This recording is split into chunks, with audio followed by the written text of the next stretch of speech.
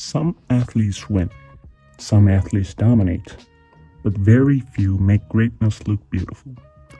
Roger Federer was one of them. He did not play tennis like he was fighting the game. He played like he understood it better than anyone else. Footwork looked smooth. Forehand looked natural. The one-handed backhand looked like art. The serve looked simple. The movement looked effortless. But that was the illusion, because behind Federer's elegance was discipline. Behind the calm was obsession. Behind the beauty was pressure. And behind the effortless style was one of the most competitive players tennis had ever seen. Federer won 20 Grand Slam titles. He became the world number one. He helped define the golden era of men's tennis. And for millions of fans, he became more than a champion. He became the player who made tennis feel graceful. But Federer's story is not just about trophies. It's about talent, reinvention, rivalry, heartbreak, longevity, and the strange burden of making something difficult look easy. So how did Roger Federer become one of the most beloved athletes in the world? And why did his tennis feel different from everybody else's? This is the story of Roger Federer. Welcome to Beyond the Score. Please subscribe and hit the notification bell if you haven't. Like and comment on the video what you want to see next. Before Roger Federer became the symbol of elegance, he was not always calm. This is one of the most interesting parts of his story, because the Federer people remember is graceful, controlled, and almost peaceful. But the young Federer was emotional. He had talent, but he also had frustration. He could produce impossible shots, then lose focus. He could look brilliant one moment and angry the next.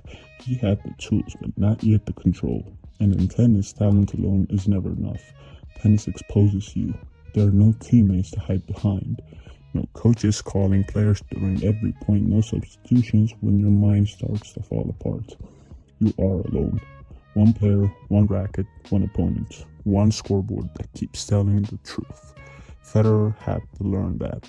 He had to learn how to control his emotions, not just his shots. And slowly, the raw talent became something sharper. His movement improved, his decision-making improved, his patience improved, his mind became quieter. That is when the beauty began to appear. He did not always need to overpower opponents. He took the ball early. He changed direction quickly. He attacked with precision. He made the court feel smaller for himself and bigger for everyone else. His forehand became one of the most dangerous weapons in tennis. His serve was not the fastest, but it was accurate, disguised, and perfectly placed. His slice backhand could stay low and uncomfortable. His net game gave him variety, and his footwork connected everything. This is why Federer looked effortless. Not because the game was easy, but because his preparation made the difficult look simple. Then came the moment that changed everything. Wimbledon. For Federer, Wimbledon always felt like destiny. The grass suited his game, the tradition suited his image, the silence, the white clothing, the precision, it all seemed built for him. In 2003, Federer won his first Grand Slam title at Wimbledon. That victory was more than a breakthrough. It was the beginning of an era. After years of promise, he did not just win occasionally, he took control of the sport. From the mid-2000s, Federer became the standard, the player everyone measured themselves against. He won Grand Slams with a calmness that made dominance look polite. He beat his opponents before they could find rhythm. He moved through tournaments with a kind of inevitability, and fans watched with strange feeling.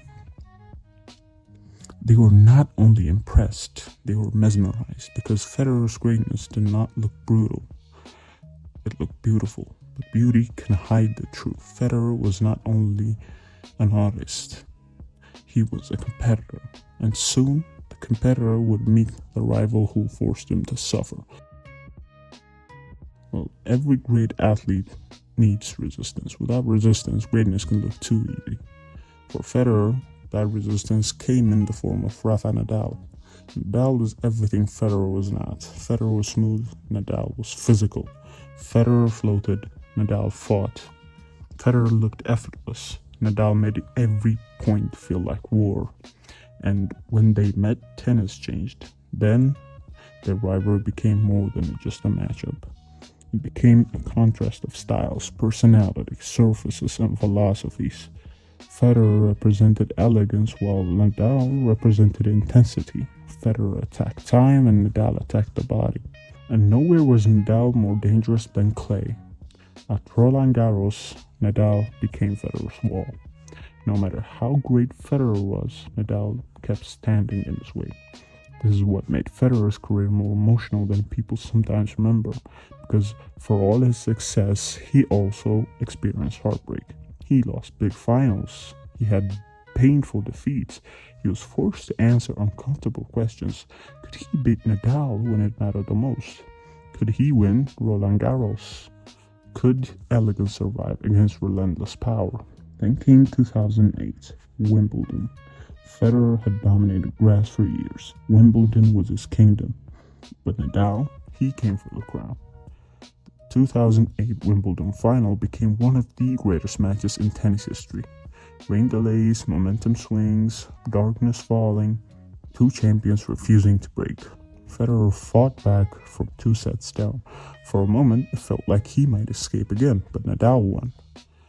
And Federer, the king of Wimbledon, had been beaten on his own court. That loss mattered, not because it ruined Federer, but because it made him human. Before Nadal, Federer could look untouchable. After Nadal, his greatness had a shadow, and that made the story better. Because perfection is impressive, struggle is what makes people care.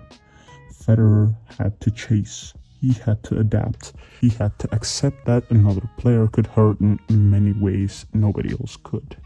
Then another challenge arrived, Novak Djokovic. If Nadal was the force that attacked Federer's comfort, Djokovic was the machine that attacked his time. Djokovic was flexible, relentless, precise, and mentally unbreakable. As Federer grew older, Djokovic rose into his prime. Suddenly, Federer was not just fighting rivals, he was fighting time itself. The Big Three era became one of the greatest periods in tennis history. Federer, Nadal, Djokovic, 3 different versions of greatness. And Federer was the one who made people fall in love with the era first. But the years passed, the question changed. At first, people asked how much Federer would win. Later, they asked how long he could stay. His body had more miles, his rivals were younger and physically stronger. The game was more demanding, and yet Federer kept returning. He kept adjusting. He changed rackets, he attacked more, he shortened points, he trusted his backhand more. He reinvented the way people competed. This is what people sometimes miss. Federer was not great only because he was naturally gifted. He was great because he evolved. And that evolution would lead to one of the most emotional comebacks in tennis history. By 2016, many people thought Federer's best days were over. He was older, he had injuries, he had not won a Grand Slam title in years, Nadal had hurt him, but Djokovic had passed him in key moments. The younger generation was coming. For the first time, Federer looked vulnerable, not just in matches, but in his career. The question was no longer if Federer was great. That was already settled. The question was whether he could still win at the highest level. Then came the 2017 Australian Open. Federer returned from injury. Expectations were uncertain. He was not supposed to dominate the tournament. He was not supposed to go all the way. And then somehow, there he was, in the final, against Rafael Nadal. It felt like tennis history had folded back on itself. Federer, Nadal, one more time, fighting for a Grand Slam title. For Federer fans, it was emotional, because Nadal had been the opponent who caused the deepest pain. The rival who made Federer look beatable. The player who had taken Wimbledon from him. And now, after everything, Federer had to go through Nadal again. The match went to 5 sets. Federer fell behind in the final set. The whole story seemed ready to repeat itself. Nadal pushing, Federer suffering, history closing in. But this time Federer did something different. He attacked. He trusted his backhand. He played with freedom, and point by point, he turned the match around. When Federer won, it felt bigger than another trophy. It felt like a release, a comeback, a redemption, a final answer to years of doubt. That Australian Open title changed the ending of Federer's career. It proved he could still rise, not as a young untouchable champion, but as an older, wiser, reinvented version of himself.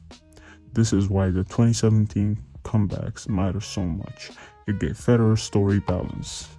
The early dominance showed his genius, the rivalry showed his struggle, the comeback showed his resilience, and after that, every Federer match felt more precious. Fans knew they were watching the final chapters. Every smooth forehand, every backhand winner, every walk onto the center court. It felt like time was running out. Eventually, injuries made the ending unavoidable. In 2022, Federer said goodbye at the Laver Cup, and fittingly, he ended not alone but beside Rafael Nadal, the rival who had hurt him the most, the rival who had made him better, the rival who sat beside him in tears. The image became one of the most emotional moments in modern sports history. Federer and Nadal holding hands, crying together. It showed that sport can become when rivalry turns into respect. Federer's farewell was not just the end of a career, it was the closing of an era. A reminder that greatness is not only measured by numbers, it's also measured by how people feel when you leave. And when Federer left, tennis felt different. So why did Roger Federer matter so much? It was not only because he won, it was how he won. He made tennis look light. He made pressure look calm. He made movement look natural. He made the hardest shots in the world look like they belonged in a painting. But the beauty of Federer's story is that it was not perfect. He had heartbreak, he had rivals who hurt him, he had losses that stayed with his fans for years. He had injuries, he had moments when people thought he was finished. And still he came back. And that is what made him more than an elegant champion. He was not just grace, he was grit hidden in grace. Federer's legacy is not only 20 Grand Slam titles.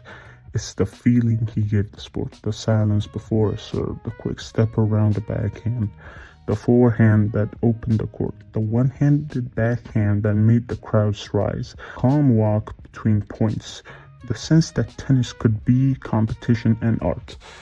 Some athletes are remembered because they were the strongest, some because they were the fastest, some because they were the loudest.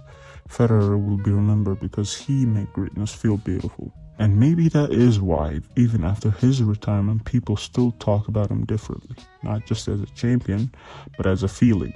A reminder of what sport can look like when talent, discipline, and imagination meet at exactly the right time. Roger Federer did not only win tennis matches, he made people fall in love with tennis. This was Beyond the Score. If you enjoyed the story, like the video, subscribe, and comment below. Was Roger Federer the most beautiful player tennis had ever seen? Thank you for watching. I'll see you in the next one.